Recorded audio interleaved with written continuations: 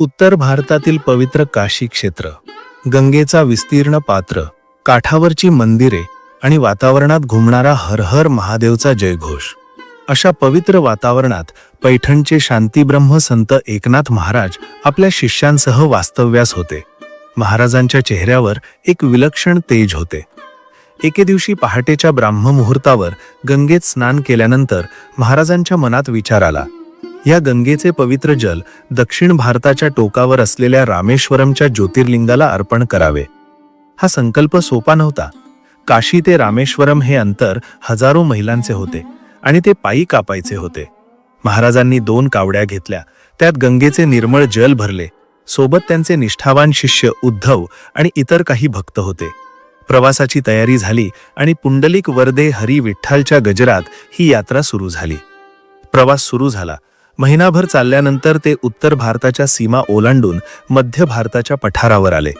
वाटेत घनदाट जंगले होती, हिंस्त्र श्वापदांची भीती होती, पण महाराजांच्या मुखात सतत विठ्ठल विठ्ठलचा जप असल्याने कोणालाही भीती वाटत नव्हती. महाराज वाटेत ज्या गावात थांबत तिथे कीर्तन करत. त्यांच्या कीर्तनाला हजारो लोक जमा होत. महाराज सांगत, देव केवळ दगडात नाही तर तो प्रत्येक माणसात, प्रत्येक जीवात आहे.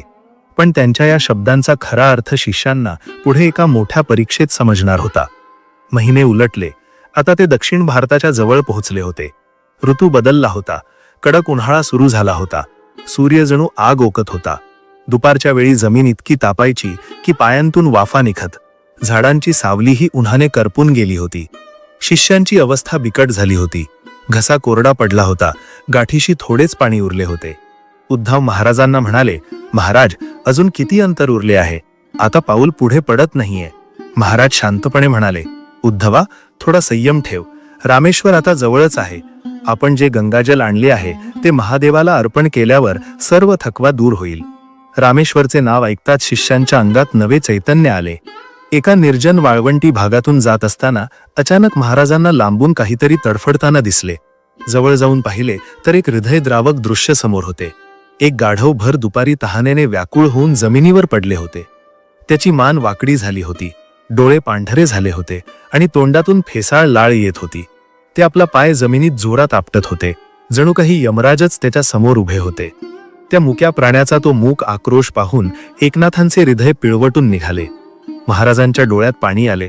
त्यांनी आपल्या खांद्यावरून गंगाजलाची कावड खाली उतरवली.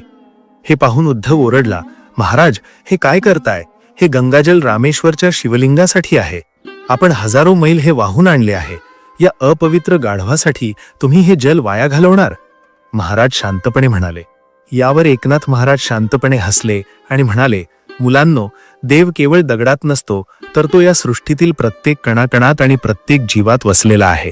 या तहानलेल्या गाढवाच्या रूपात मला साक्षात परमेश्वर दिसला. एका तडफडणाऱ्या जीवाला वाचवणे हीच खरी रामेश्वराची भक्ती आहे. महाराजांनी त्या गाढवाचे डोके आपल्या मांडीवर घेतले आणि कावडीतून हळूहळू गंगाजल त्याच्या मुखात सोडू लागले. थेंब थेंब पाणी कंठात उतरताच त्या गाढवाच्या अंगात जीव आला. त्याने आपले डोळे उघडले आणि कृतज्ञतेने महाराजांकडे पाहिले. ते गाढव उभे राहिले आणि आनंदाने चालू लागले. महाराजांचे हे कृत्य पाहून शिष्यांना आपली चूक उमजली. त्यांची मने कृतज्ञतेने भरून आली. सर्व प्राणीमात्रांवर दया करणे आणि संकटात असलेल्यांना मदत करणे हीच खरी ईश्वर भक्ती आहे.